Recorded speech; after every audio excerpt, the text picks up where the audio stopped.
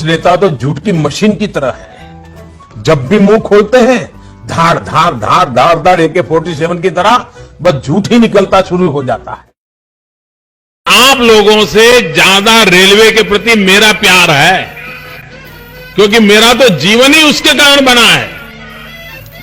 जो लोग अफवाहें फैला रहे हैं कि रेलवे का प्राइवेटाइजेशन हो रहा है, वो सरासर गलत है।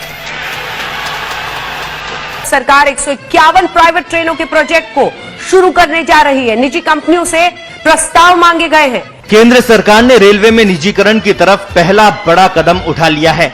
रेल मंत्रालय ने 109 रूट्स पर यात्री ट्रेन चलाने के लिए प्राइवेट पार्टीज को इनविटेशन दिया है।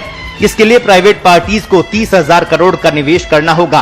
पहली बार रेलवे में यात्री ट्रेन चलाने के लिए प्राइवेट पार्टी को आमंत्रित किया गया है। कुछ नेता तो झूठ की मशीन की तरह है। जब भी मुंह खोलते हैं धार धार धार धार धार AK-47 की तरह बस झूठ ही निकलता शुरू हो जाता है। आजादी के बाद से 2014 तक 67 साल में 65 एयरपोर्ट थे, 65, यानी कि एवरेज एक साल में एक हवाई अड्डा। बीते 4 वर्षों में एक साल में 9 एयरपोर्ट उड़ान के लिए तैयार। मोदी जी की सरकार में पिछले 4 साल में सिर्फ 4 नए एयरपोर्ट बने हैं। और ये बात हम हवाई ढंग से नहीं कह रहे हैं, खुद मोदी जी की सरकार की जो रिपोर्टें हैं उनके हवाले से कह रहे हैं। कुछ नेता तो झूठ की मशीन की तरह है। जब भी मुंह खोलते हैं धार धार धार धार धार AK-47 की तरह बस झूठ ही निकलता शुरू हो जाता है। कोरोना से होने वाली मृत्यु दर को देखें तो दुनिया के अनेक देशों की तुलना में भारत संभली हुई स्थिति में है। कोरोना संक्रमण से जुड़ी हुई देश में कोरोना मरीजों की संख्या 6,97,000 से ज्यादा हो गई है। एक दिन में कोरोना के 24,248 नए केस सामने आए हैं। संक्रमित मरीजों की संख्या के मामले में भारत रूस से आगे तीसरे नंबर पर आ गया है। एक्टिव मरीज 2,53,287 है, ठीक हुए 4,24,433।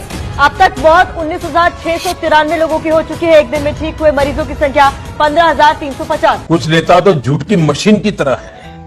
जब भी मुंह खोलते हैं धार धार धार धार धार AK-47 की तरह बस झूठ ही निकलता शुरू हो जाता है। न वहां कोई हमारी सीमा में घुस आया है, न ही कोई घुसा हुआ है, न ही हमारी कोई पोस्ट किसी दूसरे के कब्जे में है। इस वक्त की बड़ी खबर का रुख करेंगे। LAC के पास गलवान घाटी में झड़प वाली जगह से चीनी सेना 1 किलोमीटर पीछे हट गई है। दोनों सेना बातचीत के बाद नई पोजीशन में आ गई है। बफर जोन बनाने पर सहमति हुई है। ये तय हुआ है कि इसका उल्लंघन दोनों पक्ष नहीं करेंगे। और बड़ी खबर इस वक्त आ रही है कि LAC पर झड़प वाली जगह से चीनी सेना पीछे हटी है, करीब 1 किलोमीटर। कुछ नेता तो झूठ की मशीन की तरह है। जब भी मुंह खोलते हैं धार धार धार धार धार AK-47 की तरह बस झूठ ही निकलता शुरू हो जाता है। भाइयों बहनों, 50 दिन मेरी मदद करें। देश 50 दिन मेरी मदद करे। अगर 30 दिसंबर के बाद कोई मेरी कमी रह जाए, कोई मेरी गलती निकल जाए, कोई मेरा गलत इरादा निकल जाए, आप जिस चौराहे में मुझे खड़ा करेंगे मैं खड़ा होकर के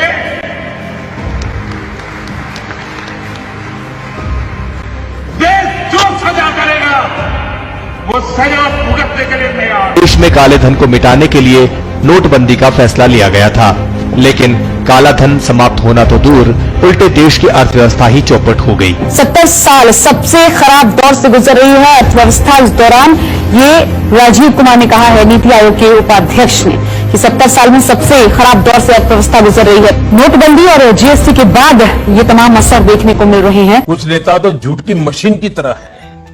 जब भी मुंह खोलते हैं धार धार धार धार धार AK-47 की तरह बस झूठ ही निकलता शुरू हो जाता है। कोई कांग्रेसी परिवार का व्यक्ति शहीद वीर भगत सिंह को मिलने गया था। प्रधानमंत्री मोदी जी, आप गलत सवाल कर गए। जवाहरलाल नेहरू ने न सिर्फ लाहौर सेंट्रल जेल में भगत सिंह से मुलाकात की, बल्कि उन्होंने इसके बारे में लिखा भी। 1929 में जब भारतीय स्वतंत्रता संग्राम तेज हो रहा था, तो भगत सिंह और बटुकेश्वर दत्त ने अंग्रेजों का ध्यान आकर्षित करने के लिए दिल्ली के ब्रिटिश विधानसभा हॉल पर बम फेंका। वो इसके लिए गिरफ्तार किए गए और जेल भेजे गए। भगत सिंह ने जेल की स्थिति को बेहतर बनाने का मुद्दा उठाया और जेल में भूख हड़ताल शुरू की। उनकी भूख हड़ताल अनिश्चितकालीन हो चली। तब 40 साल के जवाहरलाल नेहरू ने जेल का दौरा किया और भूख हड़ताल पर बैठे भगत सिंह और अन्य लोगों से मुलाकात की। कुछ नेता तो झूठ की मशीन की तरह है। जब भी मुंह खोलते हैं, धाड़ धाड़ धाड़ धाड़ धाड़ AK-47 की तरह बस झूठ ही निकलता शुरू हो जाता है। पाकिस्तान से युद्ध जीता जनरल थिमैया जी के नेतृत्व में, लेकिन उस पराक्रम के बाद कश्मीर को बचाने वाले जनरल थिमैया का उस समय के प्रधानमंत्री नेहरू और उस समय के रक्षा मंत्री कृष्णा मेनन ने बार बार अपमान किया था, और इसी के कारण जनरल थिमैया को अपने पद से सम्मान के खातिर इस्तीफा देना पड़ा था। 1948 में थिमैया इंडियन आर्मी के चीफ नहीं थे, एक ब्रिटिशर जनरल रॉय बुशर इस पोस्ट पर थे। थिमैया 1957 में आर्मी चीफ बने और इस पोस्ट पर 1961 तक रहे। जनरल थिमैया ने 1948 में ना तो रिजाइन किया और ना ही रेजिग्नेशन ऑफर किया, और ना ही नेहरू ने उनका कभी अपमान किया, बल्कि मोदी जी नेहरू ने तो 1948 में पाकिस्तानी रेडर्स को पीछे हटाने में थिमैया के रोल की तारीफ की थी। उनको लगता है कि झूठ से गाड़ी चल जाएगी।